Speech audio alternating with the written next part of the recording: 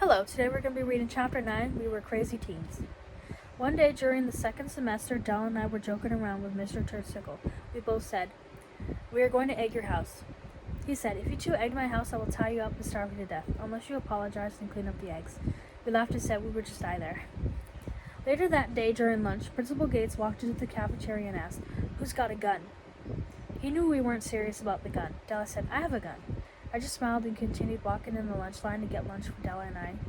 Mr. Turnsicle, Principal Gates, Miss Grace, and Mrs. Zade all laughed at the lyrics I rewrote just for fun during English. I rewrote another copy of the lyrics onto another piece of paper during third period, added it to my other collection of lyrics, and put them away. I rewrote a few of those poems and will put 3 of them, including Chase Down Balsam, in here. The last one I wrote but didn't finish it, and it's kind of weird now. As for the other ones, I didn't write them down or save a copy of them at the time I wrote them. Every time I would miss Mr. Turnsicle's English and Ontario Secondary School Literacy course classes, he would always give me trouble. During this one class, we went to the second floor where Mr. Roberts, the resource teacher, was. Mr. Roberts was with 2 other students at the time when I was giving Mr. Turnsicle attitude and calling him names. Mr. Roberts didn't look too happy about it either, but I don't remember the reason I was even calling him names in the first place. Maybe I just didn't want to go to the resource room or was bored and wanted to cause trouble. The craziness started in March of 2013 during the driver's ed 4th period classes. Della and I would be in the library being crazy and bugging Mr. Turnsicle. We would knock on his classroom door and run away. We would sometimes throw pencils and things at his door and into his classroom. A few times Della and I got him to come out of his room to talk to us. I was the one who got the full blame for Della's actions. But then again, it wasn't always me who said do this or do that to annoy or get someone mad. I didn't get her to hate anyone. That's just not who I am, regardless of who you are. I don't know why I thought that it was okay to cause so much trouble for this teacher, but to get the full blame for Della hating him is not cool at all. That one time, Mr. Turnsicle and his 4th period class were on the second floor in room 206. I threw a pencil into the room and ran into the corner where the girls' bathroom was. He came out of that room and softly said my name, Victoria. I was too scared to answer him, so I waited until he went back into the classroom and ran back to class. Della was not a part of this, and I know I should have stayed in all my classes and done better, but I didn't. And now I wish I had done better and proved to that school I could do anything that I put my mind to, and maybe I should have participated a bit more in all of my classes. On Monday, March 25th, 2013, I remember seeing Darren waiting outside at the bus stop, on the same side of the street on the corner near the community baseball park. He was with his friend Keith Andrews, and he was waiting for me. And I went back upstairs to tell Mr. Turnsicle that Darren was waiting for me and wanted to date me, but I didn't feel the same way as Darren did. And Mr. Turnsicle understood the situation, and I eventually left the school, and sure enough, Darren chased me down Boston Avenue North. It was around 3:30 p.m. Mr. Turnsicle was driving out of the teacher's parking lot when I ran over to him. I ran when I saw Darren chasing me down Boston Avenue North. He wouldn't leave me alone. Why chase someone that won't chase you back? I wrote a poem about him chasing me down the street, but I never finished it. I put my arms on Mr. Turnsicle's car where the window is on the passenger side. Then he turned around, looked at Darren, and said, "Be good." He put his foot on the gas as he started to drive away, but then he put his foot on the brake and stopped fast when he realized how close I was to his car, and he could have gotten run over. I pulled away from the car and asked what was that for. He said, "I'm in a rush." Kyla said, "Have a good night, sir." And then he drove away. I walked back onto the sidewalk and turned around to watch him drive away. I walked with Darren and said to him, "I am a waste of time." He said, "Victoria, you're not a waste of time." Keith, Darren, and I walked together. Those two talked to one another until Keith went to a grocery store on Main Street East. Darren and I talked until we went back to my parents' home. Darren gave me a hug, told me he loved me, and ran away. Was it true love? Do people really tell you that they love you when they first meet or go on a date? He asked me out on a date, and we went to see the incredible Burt Wonderstone movie on March 28, 2013 at the Jordandale Empire Theater in Hamilton. I thought that movie was crazy, by the way. Mrs. Black said to give him a chance. Mr. Turnsicle said, "Darren does have anger problems, but I haven't seen it." He also told Mrs. Black after school on March 26, 2013, that Darren and I were dating. This was during 4th period when he would be teaching his last class of the day. The class would go crazy every time Della and I would knock on his door. Della stopped near the end of April 2013, but I know I didn't stop at first. It bugged him a lot, so I promised him that I would stop bugging him during fourth period, and eventually I did stop bugging him, but not before it was already too late. One day in 2013 during lunch, I was hiding in a bus shelter on Barton Street East on the opposite side of the road, facing the gas station, hiding from my bullies at the time, and there were a few bullies walking down the street. I saw a poster of a Newfoundland and Labrador band called Great Big Sea, and they were coming to Hamilton on April 10, 2013 at the famous venue Concert Hall during their concert tour. I believe Mom and I went to that concert too. I took my camera out and walked inside the shelter to take a photo of the Great Big Sea poster. She had took a few, by the way, and continued to hide in that shelter behind the poster until they disappeared off the street I was on.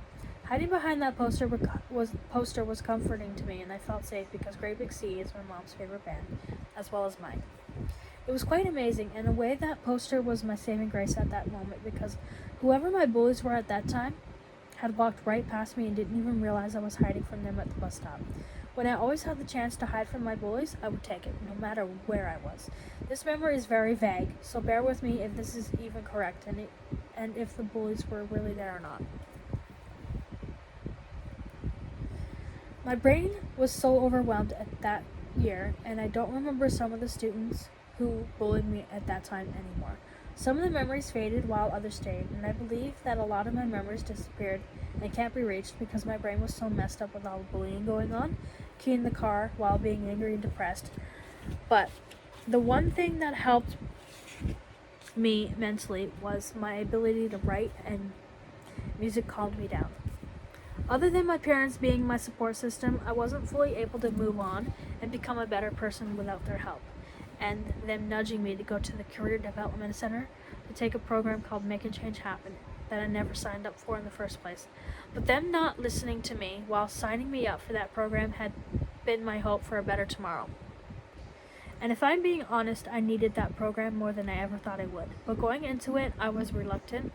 I am grateful to my parents for pushing me in that direction.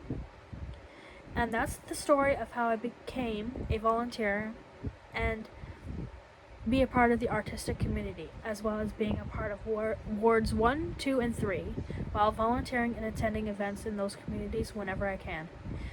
And I didn't think that road was the road I would ever travel, but music, art, and writing is where my heart is, and being given a second chance by another community to start new was all I needed to be the girl my high school didn't think I could ever be or wanted to be. And I did not even think of all the good stuff that was happening around me at that time, when all I could think about was all the bad stuff and how much it affected me.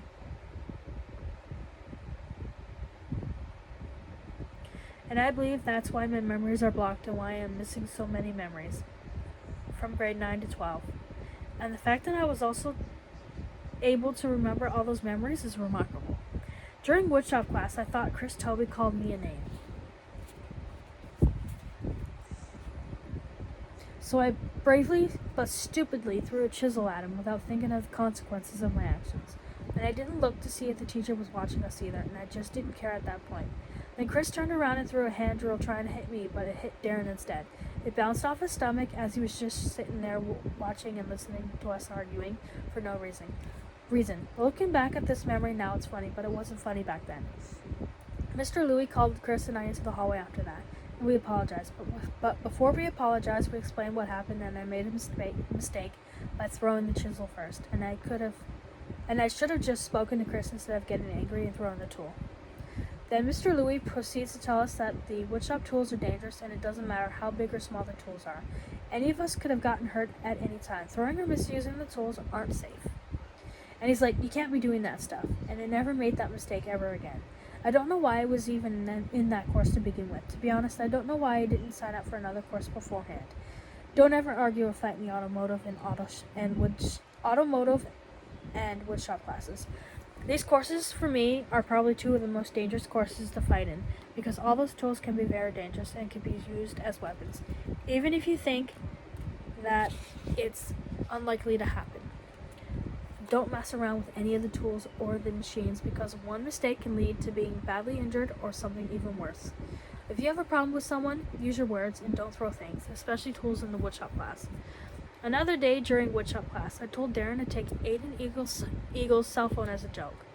When the school bell rang, I went outside to go home and was almost at the Cannon bus stop, but I turned around and went back into the school. I went back to the school to talk to Principal Gates, but I saw Mr. Turnsicle walking near his office instead. I told him that I was the one who told Darren to take the cell phone. I said to Principal Gates, "We took Aiden's cell phone as a joke, but we did give it back." He said, "Forget it." Mr. Turnsicle told him that I took part in the phone taking. During March and April in 2013, I would make cookies and give them to Mr. Turnsicle and Mrs. Black, and sometimes Mrs. Valley as well.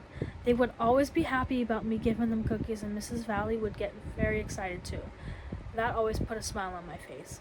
Also, in May of 2013, Principal Gates gave Elizabeth and Louie hugs and never gave me one. One time I saw him hugging Elizabeth in the cafeteria at lunchtime in front of me. People said it was just my imagination seeing things, but I can tell you that it wasn't my brain playing games with me. I know what I saw. They just wanted me to believe I was imagining them being hugged by him that day. He favored Elizabeth over me, and it made me angry that he treated them a little better than he treated me. There were quite a few students that he favored, and the 2014 graduation class was proof of that. In March, April, May 2013, I used to visit Mrs. Cruiser and Miss Valley a lot in the mornings before the first bell. I would go and see and talk to them. We would talk about our classes and how we were all doing. I would also tell them I was having trouble at home or someone at school was bullying me. Sometimes I would have tears in my eyes. They were very supportive when I needed guidance. I would also go visit Mrs. Black and Mr. Turnsicle because at that time I liked their stories. A lot of the times my heart would race faster than it did the moment I walked into the school building. I knew I was going to visit them, and that's when my heart would race faster. So I got Elizabeth to come into the classroom with me a few times because that's how chicken I was. Even Della knew where I would hang out in the school in the mornings. Della even came to Mr. Turnsicle's classroom a few times to find me. Della knew me the best. This was in April of 2013.